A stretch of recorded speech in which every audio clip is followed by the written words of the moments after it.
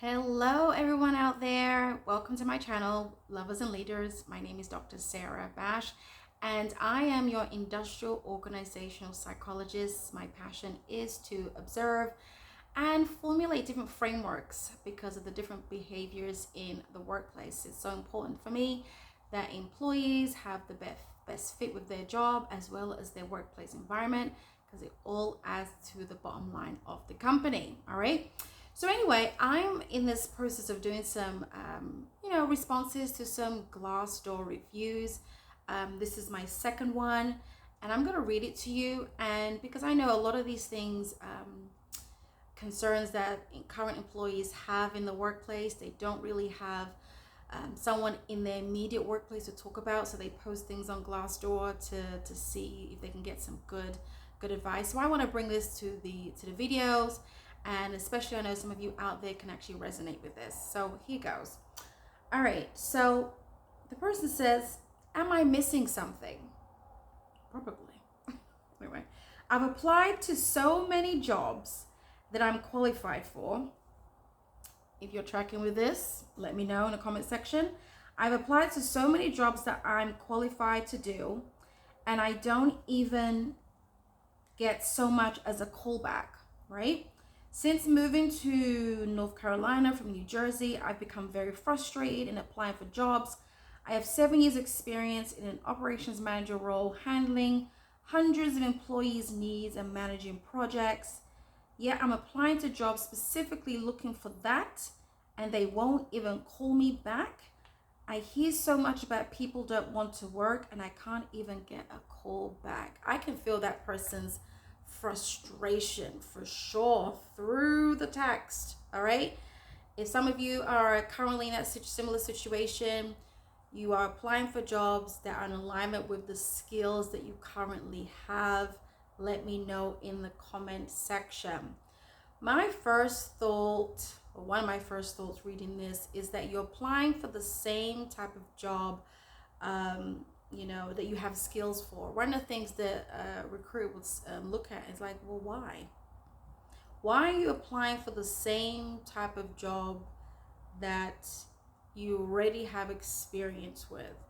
Listen, you're dealing with those recruiters and HR people. You're dealing with humans too that also have their own biases in their minds, like why are they applying for this. I hope this person in their application is actually saying something along the lines of, I've moved, just like they say here, from New Jersey to North Carolina, so that recruiter and that HR manager is not forming any biases and literally can probably say to themselves, okay, they've moved for a certain reason. Maybe that person can mention in the cover letter somewhere or somewhere on the resume they're moving, and they want to continue on their career path as the person saying here, as an operations manager, right? And because the thing is, you're dealing with people, right? So you want to be able to minimize any type of thinking from that recruiter or that HR manager that will go against you. So yeah, if I was somebody that moved from New Jersey to North Carolina and did not secure a job before moving, I don't know why. There must be certain reasons why this person has moved and didn't secure a job before moving. I would advise you to do so, but there's some circumstances that you just move, right?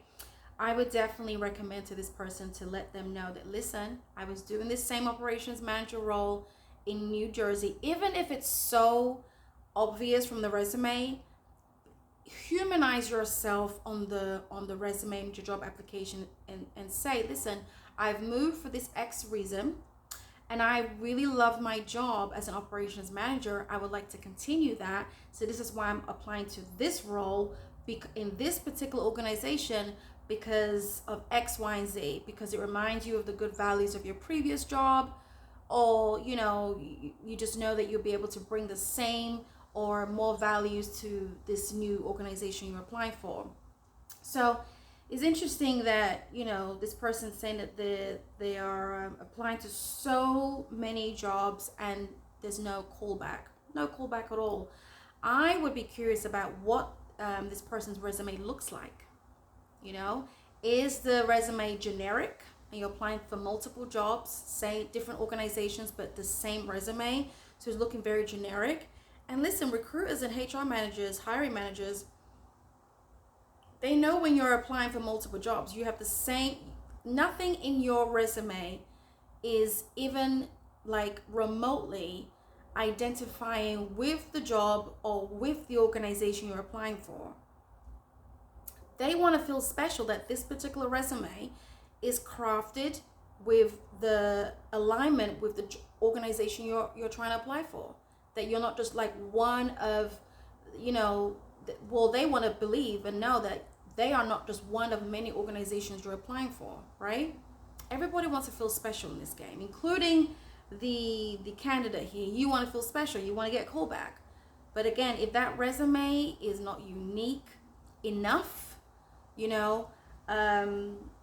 for example, yes, you've been doing operations manager for seven years. Okay. Well, first of all, on your resume, is it hitting the key words that the job description requires, especially those preferred qualifications? Is it hitting that? Preferred, there's a reason why they put preferred, because that's what they really need in that job role. It's a gap. You have to understand, and I've had to hold space for this, that oftentimes these job descriptions is not there to punish you.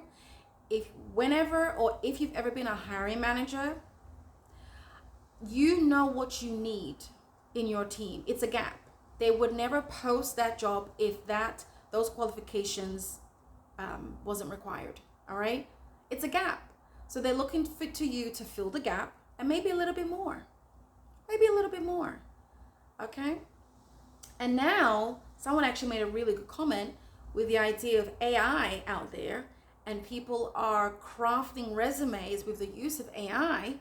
Now imagine the recruiter and the HR person, for example, is receiving multiple resumes, right? That's looking rather generic. They're all looking the same. So how are they supposed to decide? So when you're putting these resumes together, understand, just like when you buy a product, right? It's always a nice surprise when you get something additional to it that you didn't expect. Same thing as you see yourself as a human asset, because you are human capital to the workplace, okay? Yes, hit the minimum requirements, even hit the preferred requirements, which is usually unlikely, but I'm sure I don't often see everybody hitting the same, the exact needs of a job description. But maybe there's something unique that they didn't ask for, but you can give. It could be a soft skill. It could be something. It could be a certification, right? That maybe it's not required, it's not preferred, but you can actually have some insight and say, you know what, I just recently got this certification or got this degree, and I believe for X, Y, Z reason, it will be very valuable to this job role. Advance the job role, advance the team, advance the organization. You're an asset, and everyone knows when you purchase an asset, you want it to produce dividends for a long period of time.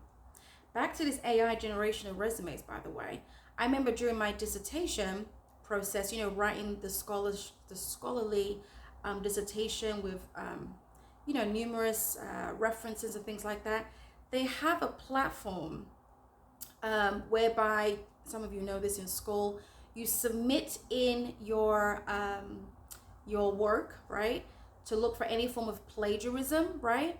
And I remember even when I did my MBA recently, this same platform also looks out for AI generated type content in your write-up.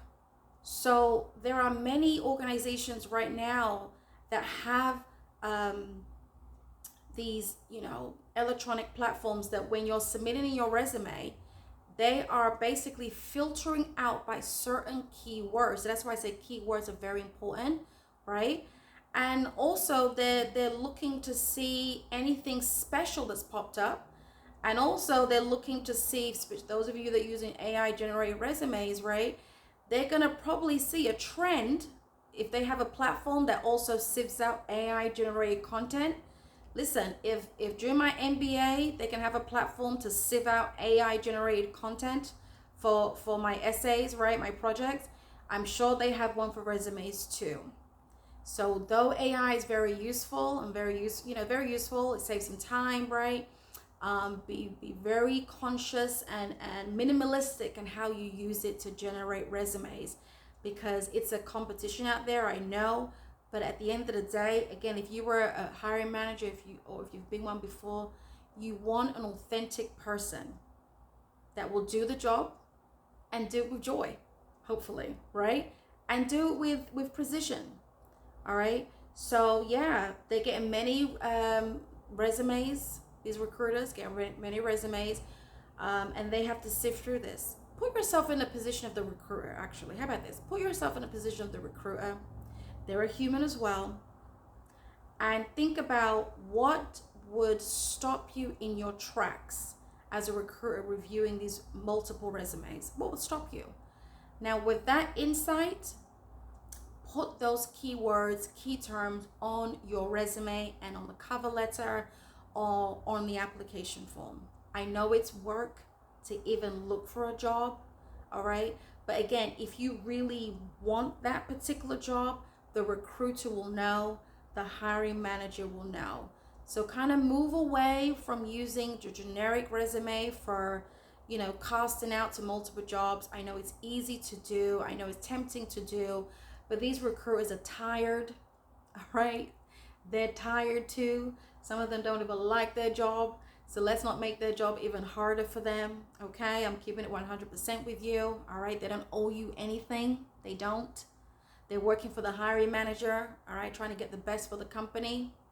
So just try and make their life a little easier and make your resume stand out. If you need additional help with this to approach your targeted job search, okay, with strategy, I am here to help you. Please check out my link below for some one-on-one coaching sessions, okay? I make it worth your time and your money, okay?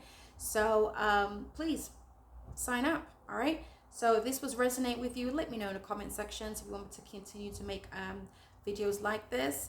Other than that, please give me a like on your way out. It doesn't cost you anything. And subscribe so you don't miss another video similar to this. Until next time, stay blessed. Bye.